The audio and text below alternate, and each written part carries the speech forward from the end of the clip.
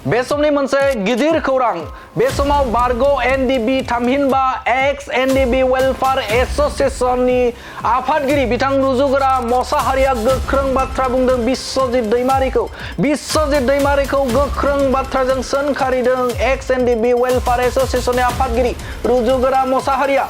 बिथाङा बुंथिदों जे बे समाव एक्स एनडिबि फोरनि जे केसजों सोमोन्दो थानाय खामानिफोराव बिथां बिश्वजित दैमारिया हाबसनदों।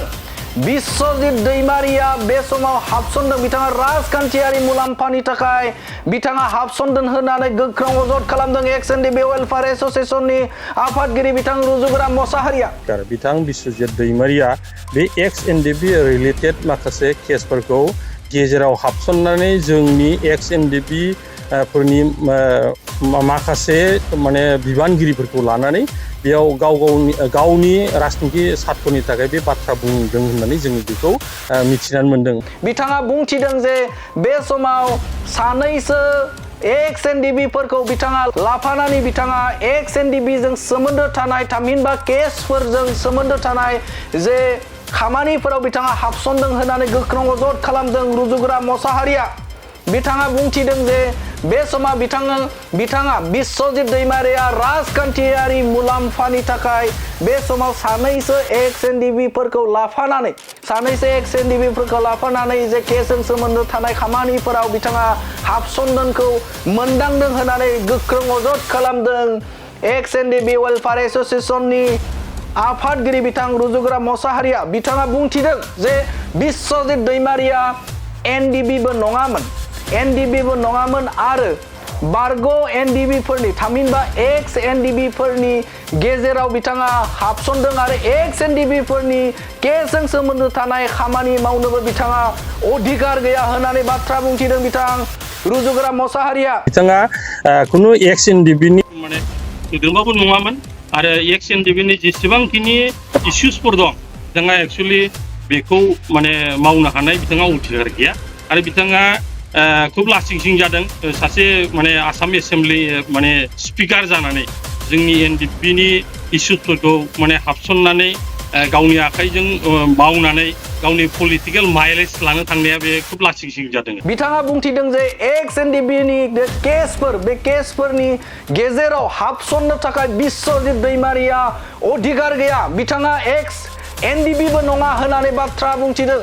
गोख्रों अजद खालामदों एक्स एनडिबि वेलफेयार एसोसिएशननि बिथां आफादगिरि रुजुगोरा मोसाहारिया। बिथां बिश्वजित दैमारिया लाजिनो नांगौ। बिथाङा सासे आसाम आयेन आफादनि बुंथिगिरि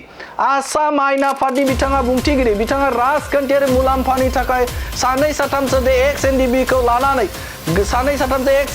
लानानै बिथाङा एक्स एनडिबिजों सोमोन्दो थानाय केसफोरनि जे खामानिफोर बे खामानिफोराव बिथाङा हाबसननायनि बिथाङा अधिकार गैया होननानै बाथ्रा बुंथिदों एक्स एनडिबि वेलफेयार एसोसिएशननि आफादगिरि बिथां रुजुगोरा मोसाहारिया। बिथाङा बुंथिदों जे बिथां बिश्वजित दैमारिया आसाम आयेन आफादनि सासे बुंथिगिरि। बे बुंथिगिरि जानानै बिथाङा खामानि मावनांगौ आरो बे समाव बिथाङा एक्स एनडिबि फोरनि गेजेराव हाबसननानै खामानि मावनो नाङा होननानै बाथ्रा बुंथिदों। मानोना बे समाव बिथाङा आसाम आयेन आफादनि सासे बुंथिगिरि बेनिखायनो बे समाव बिथाङा गावनि खामानिखौ मावहोनानै बाथ्रा बुंथिदों बिथां रुजुगोरा मोसाहारिया। आरो जाय बिथांमोना बिश्वजित दैमारिजों थाफानानै खामानि मावदों बिथांमोनखौ गोख्रों अजद खालामदों बिथां रुजुगोरा मोसाहारिया। बे समाव बुंथिदों जाय बिथांमोना बिश्वजित दैमारिजों दंफायो बा थानानै खामानि मावदों बिथांमोना राजखान्थियारि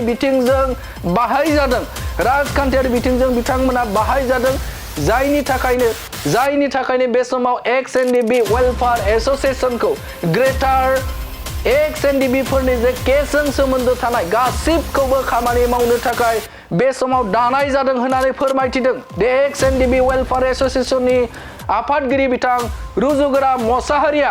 आसाम एसेम्बलिनि स्पिकार बिथां बिश्वजित दैमारिया बे एक्स एनडिबि रिलेटेड माखासे केसफोरखौ गेजेराव हाबसननानै जोंनि एक्स एनडिबि फोरनि माखासे माने बिबानगिरिफोरखौ लानानै बेयाव गावनि राजनिति सार्थनि थाखाय बे बाथ्रा बुंदों होननानै जों बेखौ मिथिनानै मोनदों। मानो होनना बुङोब्ला बिथाङा खुनु एक्स एनडिबिनि माने दोंबाबो नङामोन आरो एक्स एनडिबिनि जेसेबांखिनि इसुसफोर दं बिथाङा एक्सुअलि बेखौ माने मावनो हानाय बिथाङा उथिगार गैया आरो बिथाङा खुब लासिंसिं जादों सासे माने आसाम एसेम्बलि माने स्पिकार जानानै जोंनि एनडिबिनि इसुसफोरखौ माने हाबसननानै गावनि आखाइजों मावनानै गावनि पलिटिकेल माइलेज लानो थांनाया बे खुब लासिंसिं जादों जाय बिथांमोन एक्स एनडिबि होनो बिथांमोनखौ लोगो हमदों बिथांमोनसो नंगौ जाय एक्स एनडिबि बिथांमोनजों जायफोर दंहैयो बिसोर एक्स एनडिबिनि मावथिमोन नाथाय बिथांमोना